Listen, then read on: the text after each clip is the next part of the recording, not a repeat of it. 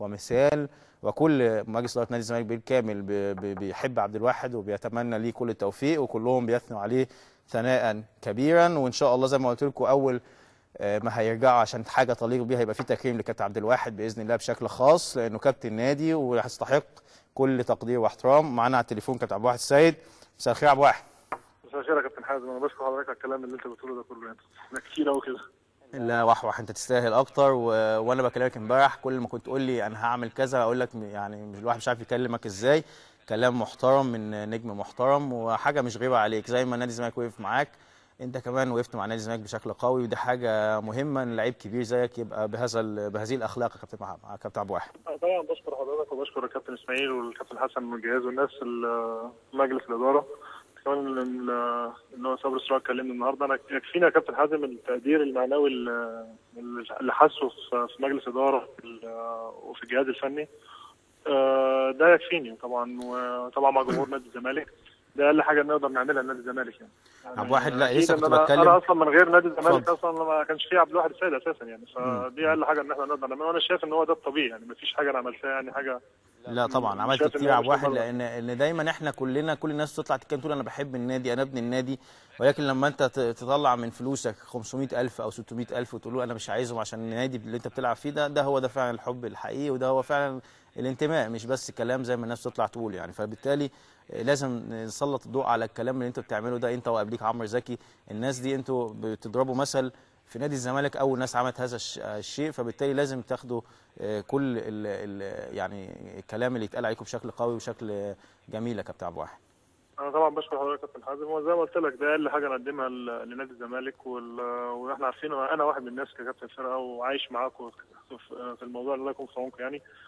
بتحاولوا قدر الامكان توفروا اللعيبه ورغم الظروف اللي البلد فيها والدنيا اللي فيها، فاكيد ان دي اقل حاجه ان الواحد يقدر يقدمها لنادي الزمالك. وان شاء الله بس الاهم من ده كله ان ربنا يكرمنا. المباراه اللي جايه مباراه صعبه جدا، واحنا بقالنا كتير قوي خصوصا نادي الزمالك بقاله كتير قوي عن البطولات الافريقيه، فده الاهم يعني، ده اللي نبدا نركز فيه ان شاء الله، وانا وزمايلي واللعيبه اللي موجوده كلها.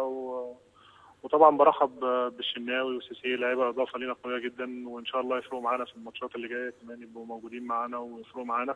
واتمنى برضه من زمايلي ان هو رغم الظروف الصعبه اللي احنا بنمر بيها وفتره الاعداد اللي احنا كمان مش لاقيين فرقه نلعبها، ان احنا نتغلب على الحاجات دي كلها ونقدم مباراه كويسه يعني كبدايه. كابتن عبد الواحد سمعت انك جبت تورته امبارح احتفالا بالشناوي واول تمرين ليه؟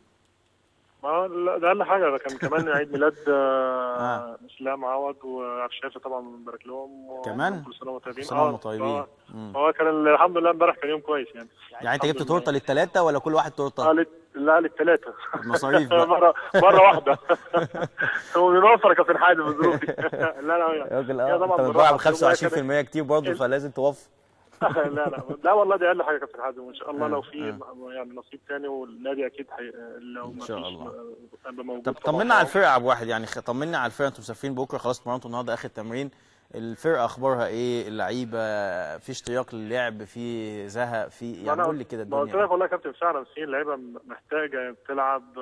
انا شايف ان المباراه اللي احنا هنلعبها دي صعبه جدا كمان في الظروف اللي احنا فيها، ان انت كمان يعني انت مهما تلعب ومهما تتمرن المباريات هي اللي بتدي الفورمه وبتبقى موجود فيها. لكن انا شايف ان الحمد لله اللعيبه عندها اصرار، اللعيبه بتحب بعض، في روح كويسه من بين الجهاز واللعيبه، رغم ان انت عارف ان اللعيبه دي في كتير قوي ما خدتش مستحقاتهم. الناس دي يعني انا بشكرهم طبعا، اللعيبه اللي موجوده عندنا دي حقيقه ابطال، وانا ان شاء الله هو ده الروح اللي هتبقى موجوده في الملعب في اول مباراه بالنسبه لنا.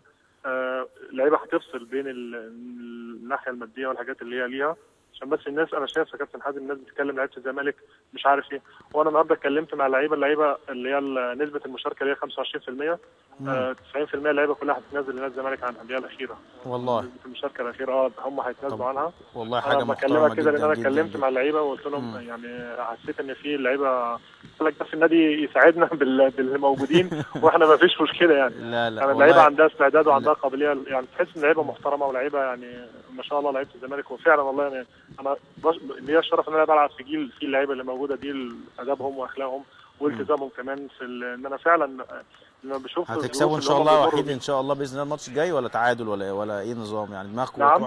الماتش الجاي ان شاء الله تلعبوا على المكسب ولا على يا التعادل؟ كابتن ان شاء الله احنا هنلعب، لا احنا هنلعب اي مباراه، لان انت عارف المباراه دي بالنقط يعني، فان شاء الله اكيد لعبنا على المكسب، بس لا قدر الله لو ما كسبناش ما نخسرش.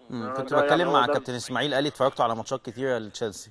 اتفرجنا الفتره دي، اتفرجنا على الفرقه كويسه جدا عندها، خصوصا المجموعه اللي قدام قويه جدا يعني. شايف ان هو عندهم 3-4 لعيبه صراع قوي يعني. والله فحتى ده عايز تثبيت بقى الدفاع يعني بتاعك قدامك.